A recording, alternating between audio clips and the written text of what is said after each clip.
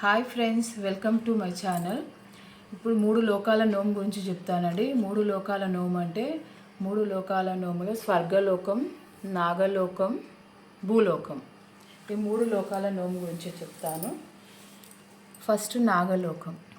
నాగలోకంకి ఇలా బాక్స్ తీసుకొని ఈ నాగపడిగే నాగలోకంలో పెట్టాలి. భూలోకంలో బొమ్మ, ఇట్లా చిన్న బొమ్మ, పిల్లలు ఆడుకునే బొమ్మలు ఉంటాయి కదా భూలోకంలో. నెక్స్ట్ స్వర్గలోకంలో దేవుడి ప్రతిమ, కృష్ణుడు, ఈశ్వరుడు, మీకు ఏది వీలుగా ఉంటే అది, ఈశ్వరుడు, కృష్ణుడు, ఏ బొమ్మ అయితే అది పెట్టుకోండి. ఇలా 3 కంటైనర్ ఉన్న బాక్స్ మాత్రమే తీసుకోవాలండి. ఇలా 3 సెట్ అవుతాయి మనకు. నాగలోకం, స్వర్గలోకం, భూలోకం. ఇలా ప్రతిమలు తీసుకోవాలి. కృష్ణుడు ప్రతిమలు, నాగ ప్రతిమలు, ఈశ్వరుడి విగ్రహాలు.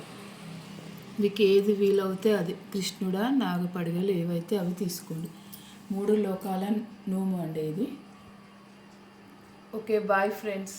ఒక బాక్స్ చూపిస్తున్నానండి. ఇలా మీరు 13 బాక్సులు చేసుకొని నోముకోవాలి, గౌరమ్మ చేసుకొని నోముకోవాలి.